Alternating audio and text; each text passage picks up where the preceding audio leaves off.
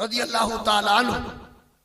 आप फरमाते जब जब मुझे कोई मुसीबत पेश आती, कोई जरूरत पेश आती, तो इमाम मूसा काज़िम की मजार पर मैं जाता, वही मजार के सामने में दुआ करता, अल्लाह पाक मूसा काज़िम के वसीले से मेरी दुआ को कबूल कर लेता, मेरी मुसीबत दूर हो जाती, मुश्किल आसान हो जाती। और इसी तरह खतीब बगदादी हजरत मारूफ करखी रहमतुल्लाह अलैह की मजार के बारे में फरमाते हैं, जब जब मुझे मुसीबत आती या जरूरत पेश आती, तो हजरत मारूफ करखी की मजार पर चला जाता और वहां 100 मर्तबा सूरे कुलो वाला पढ़ने के बाद जो भी दुआ करता था अल्लाह पाक कबूल कर लेता था, मेरी हर मुश्किल आसान हो जाती थी। आलिम दीन का सिर में जिक्र कर रहा हूं। और इसी तरह इमाम शाफी रहमतुल्लाह अलैह, इमाम आज़म अबू हनीफा के बारे में फरमाते हैं, मैं हर रोज इमाम आज़म अबू हनीफा के मजार पे जाता था। इमाम आज़म अबू हनीफा वो हैं जिनकी हम आले सुन्नत जमात तकलीद करते हैं। आप एक बार मस्जिद में तशरीफ फरमा थे, एक शख्स आया वुजू बना रहा था, आपके वुजू के कतरात को देखकर उस वुजू फारिग होने के बाद उस बंदे को बुलाया, फरमाया ए बंदा तू फला फला गुनाह करके आया है। कहा हुजूर आपको कैसे पता चला? फरमाया तू वुजू कर रहा था, तेरे गुनाह झड़ रहे थे, मैं देख रहा था। ये वो इमाम आज़म अबू हनीफा हैं, हजरत खिदर अलैहिस्सलाम जो अल्लाह के वली या नबी हैं, आपकी बारगाह के अंदर इल्मे फिका हासिल करने के लिए आए। आप इल्मे फिका पढ़ा रहे थे, पढ़ाते पढ़ाते इल्मे फिका मुकम्मल न हुआ, हजरत इमाम आज़म अबू हनीफा का विसाल हो गया। हजरत खिदर अलैहिस्सलाम ने अल्लाह की बारगाह में अर्ज की, मौला इस आलिमे दीन का विसाल हो गया, इल्मे फिका पढ़ने के लिए हाजिर हुआ था, मेरा इल्मे फिका मुकम्मल नहीं हुआ, अब मैं क्या करूं?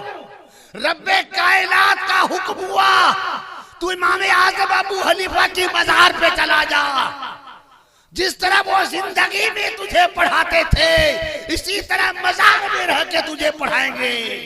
हजरत खिदर अलैहिस्सलाम इमाम आज़म अबू हनीफा के मजार पर जाते और हर रोज इल्मे फिका पढ़ के पूरा मुकम्मल कर लिया। तो इमाम शाफी अलैहिर्रहमा फरमाते हैं, मैं हर रोज इमाम आज़म अबू हनीफा के मजार पे जाता और जब कभी मुझे कोई जरूरत या मुसीबत पेश आती तो इमाम आज़म अबू हनीफा के मजार के पास 2 रकात नमाज पढ़ के दुआ करता था। इमाम आज़म के सदके में अल्लाह मेरी दुआ को कबूल फरमा लेता था। इसको बोलते आलिम दीन। एक और आलिम दीन और मुहद्दिस है जिनका नाम हजरत अहमद बिन नसर खुजाई रहमतुल्लाह अलैह है। ये वो आलिम दीन और मुहद्दिस हैं जिस तरह इमाम अहमद बिन हंबल को खल्के कुरान के फितने में कोड़े लगाए गए थे, जेल भेजा गया था, इसी तरह मुअत्तसिब बिल्लाह के जमाने में हजरत अहमद बिन मुज़र को भी कोड़े लगाए गए, जेल में दाखिल किया गया, आखिर में शहीद करके आपके सर को तन से जुदा करके सूली पे लटकाया गया और एक पहरेदार को रात के वक्त बिठाया गया, तू सर का पहरा देना, कोई ले न जाए। रात का वक्त हुआ, पहरेदार का बयान है, लोग सो गए, कटा हुआ सर है, रुख काबे की करता है, सूरे यासीन की तिलावत शुरू कर देता है।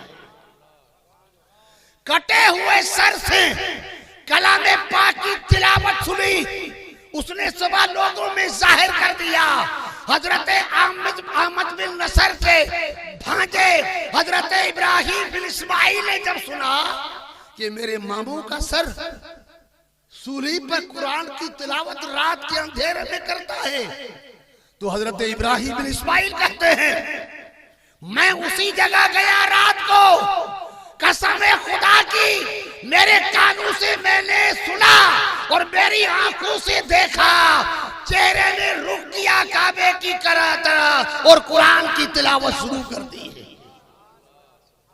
इसी को आलिम दीन करते हैं। आलिम दीन मरता नहीं है, कब्र में जिंदा होता है और फैज पहुंचाता रहता है। हजरत इमाम अहमद बिन हंबल, वो इमाम अहमद बिन हंबल रजी अल्लाह ताला अन्हु, आपको जेल भेजा गया, कोड़े लगाए गए। जब आपका विशाल हुआ था, आपके जनाजों के लेके चले, लोगों का हुजूम देकर 20,000 यहूद और नसारा मजूसियों ने कलमा पढ़ लिया। उसी इमाम अहमद बिन हंबल के उस्ताद शेखुल इस्लाम अबू बकर अय्याश रहमतुल्लाह अलैह, वो बुजुर्ग हैं, 40 साल तक इस मुहद्दिस ने अपनी पीठ को जमीन से न लगाई। जब आपके विशाल का वक्त करीब आया, आपकी शहजादियां गमगीन हुई, आंखों में आंसू बहाने लगी। आपने अपनी बेटियों से फरमाया, ये मेरी बेटियों तुम रोते हो कि हमारा बाप मरने के बाद कहां जाएगा। सुनो, मेरे इस घर के एक कोने में मैंने 40,000 कुरान खत्म फरमाए हैं।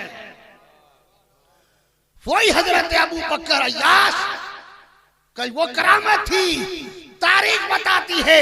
आबे जमजम के कुएं पे आए, डोल हाथ में लेकर जमजम के कुएं पर डाली तो वो एक बार दूध की भर के निकाल दी। एक बार फिर तशरीफ लाए, आबे जमजम के कुएं में डोल डालकर शहद की भर के निकाल दी। ये आलिम दीन है। इसी तरह एक और आलिम दीन जिनका नाम हजरत अबू अली रूदबारी रहमतुल्लाह अलैह दुर्वेशी के आलम में थे। अबू रूदबारी रहमतुल्लाह कहते हैं एक आलिम दीन थे जो दुर्वेशी के आलम में थे। जब उनका विशाल हुआ, जब कब्र में हवाले करने लगे तो मुझे उस पर रहम आ गया। मैंने कहा इसके सर से कफन उतार कर जमीन सर पर नंगा सर करके रखूं ताकि अल्लाह पाक को इस पर रहम आ जाए, इसको बख्श दे।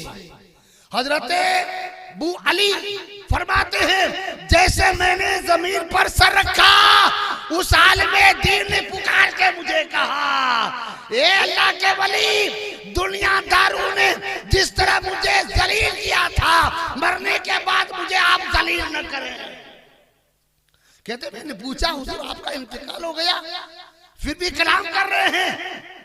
फरमाया हाँ हाँ, इंतकाल होने के बाद मैं जिंदा हूं, जब जब तुम चाहोगे मैं तुम्हारी मदद करता रहूंगा। इसी को आलिम दीन कहते हैं।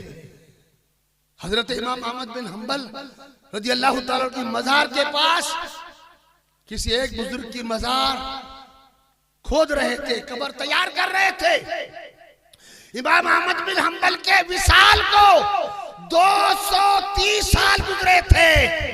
जब कब्र को दुरुस्त कर रहे थे, अचानक कब्र इमाम अहमद बिन हंबल की खुली। लोगों ने देखा कि आपका कफन सलामत है, बदन सलामत है, लाश तरोताजा है। इसी को आलिम दीन कहते हैं। इमाम बहुत से ऐसे आलिम दीन, इमाम याफी रहमतुल्लाह अलैह बयान करते हैं, एक आलिम दीन का विसाल हुआ, हम कब्रिस्तान ले गए, उनकी कब्र हम खोदने लगे। कब्र खोदते खोदते पास वाले की कब्र खुल गई, वो भी आलिम दीन थे। मैंने कब्र की तरफ झांक के देखा सफेद रीछ वाला बुजुर्ग अपने हाथ में कलामे पाक को लेकर पढ़ रहा है। सोने का वर्क है कुरान का, सोने के तहरीर से लिखा हुआ है, कलामे पाक की तिलावत कर रहा है। जब मैंने उसकी कब्र की तरफ झांका तो उस आलिमे दीन ने मुझे पूछा, क्या कयामत आ गई? मैंने कहा हुजूर कयामत नहीं आई, कब्र आपकी खुल गई। तो कुरान पढ़ते पढ़ते कहा कि मेरी कब्र को वापस दुरुस्त कर दो। आलिमे दीन अपने अपने कब्रों में कुरान की तिलावत करते रहते हैं। दलाइल खैरात शरीफ के मुसन्निफ हजरत मोहम्मद सुलेमान जुज़ूली रहमतुल्लाह अलैह सिलसिला शाज़िलिया के बहुत बड़े बुजुर्ग हैं। आपके 6,60,000 पैसन मुरीदीन हैं। आप सफर पर गए, आप मराकश के रहने वाले थे, दौरे पर चले, शहर सूस पहुंचे। रात के वक्त में किसी बदबख्त ने आपको जहर दे दिया। सुबह नमूदार होते फजर की नमाज हुई। फजर की नमाज की दूसरी रकात के पहले सजदे में या पहली रकात के दूसरे सजदे में आपका विसाल हो गया। विसाल हो गया तो वही शहर सूस के अंदर वहां के लोगों ने आपकी वहां जो मस्जिद थी वही आपकी मज़ार पाक बनाई।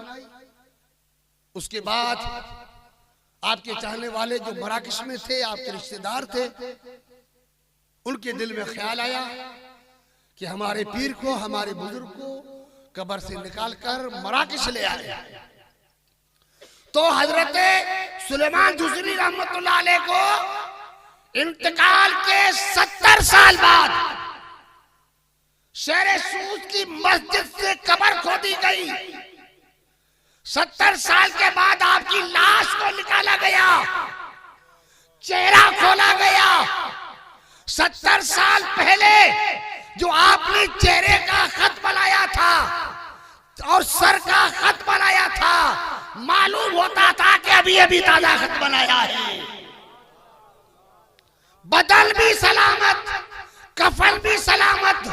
किसी ने उंगली उठाकर आपके रुखसार पर रखकर हल्का सा दबाया।